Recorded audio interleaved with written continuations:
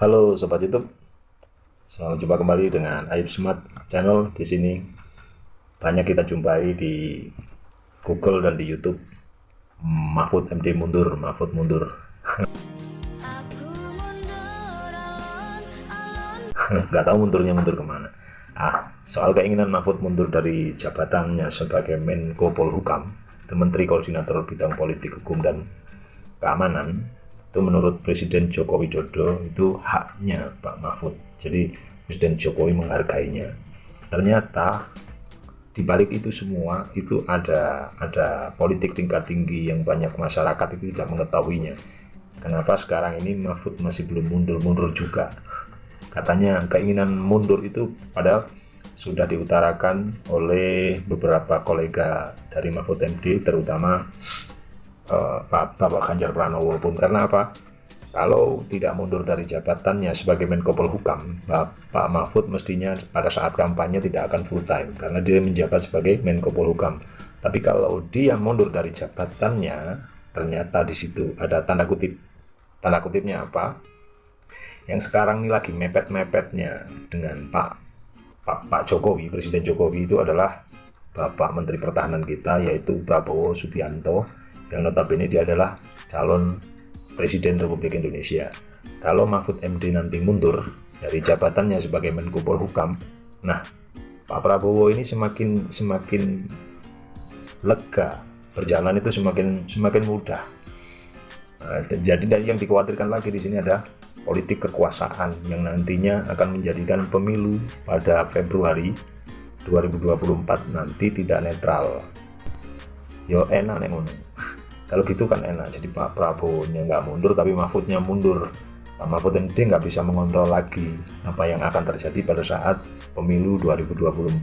Jadi Pak Mahfud MD itu masih bertahan, tidak mau mundur dari jabatannya karena yaitu tadi dia mau mengkawal pemilu ini biar dia sendiri mengetahui, biar tidak terjadi kecurangan pada saat pemilu nanti atau penghitungan suara yang terjadi. Karena banyak kecurangan seperti kemarin itu. Kalau Pak Mahfud tidak jadi Menko Polhukam, semakin mudah pihak-pihak yang bermain curang dalam pemilu. Itu menurut Pak Mahfud. Tapi menurut Pak Ganjar lain lagi. Kalau Pak Mahfud nanti nggak berhenti dari Menko Polhukam, dia akan waktunya semakin sedikit ya. Dan lagi pada saat kampanye, Pak Ganjar nggak mau Pak Mahfud menggunakan fasilitas negara.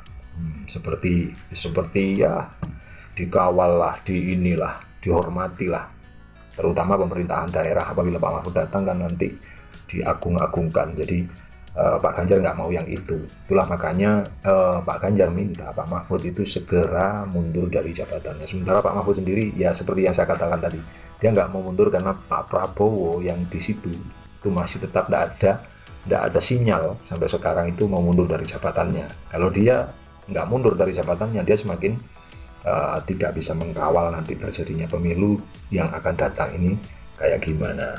Jadi untuk itu ya mungkin itu yang sampai sekarang masih belum mundur juga. Kekhawatiran penyalahgunaan wewenang itu muncul karena pada pemilihan presiden kali ini itu putra sulung Jokowi alias Mas Gibran Raka Buming Raka maju sebagai calon wakil presiden. Gibran mendampingi Bapak Menteri Pertahanan Prabowo Subianto yang menjadi calon Presiden Republik Indonesia.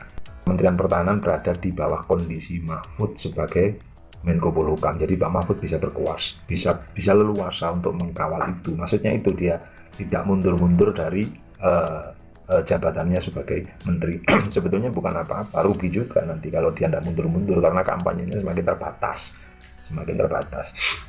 Sebab Mas Gibran ini itu memang semua yang dilakukan pada saat debat, pada saat apa itu 11-12 seperti Pak Jokowi, model dan cara apa gaya bicaranya, cara trik-triknya untuk menjatuhkan lawan debat itu hampir sama. Cuman sebetulnya debat kemarin itu yang menang itu kayaknya sekilas itu yang dilihat memang singanya debat itu kemarin Mas Gibran Raka Buming Raka.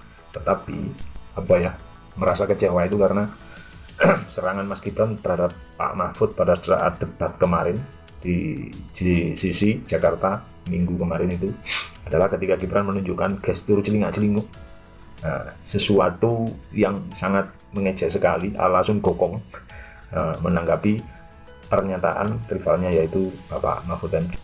Ya apa ya, dengan cara yang lingak-linguknya tadi loh, orang banyak yang nggak suka, seakan-akan itu nggak menghargai pendapat orang lain. Nah, itu yang banyak dikeluhkan oleh netizen tentang sikap, bukan pernyataan tapi sikap Mas Gibran. Tapi itu semua tergantung kepada kalian semuanya, itu adalah pendapat pribadi seseorang. Jadi tidak semuanya orang itu yang baik-baik terus pasti ada buruknya, dan tidak semuanya orang itu yang buruk terus ada buruknya, pasti ada kebaikannya di situ.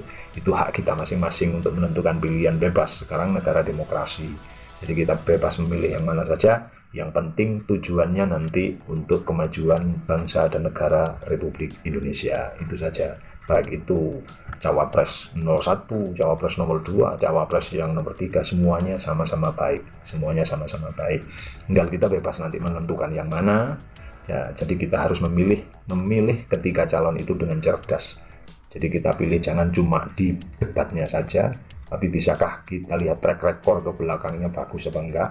Nah, itu nanti yang akan menentukan. Jadi jangan terpancing dengan sesuatu. Kalau cuma sekedar menang di debat, kalau cuma sekedar dia menjadi menteri, kalau cuma sekedar dia sebagai ketua partai atau seperti ini seperti itu.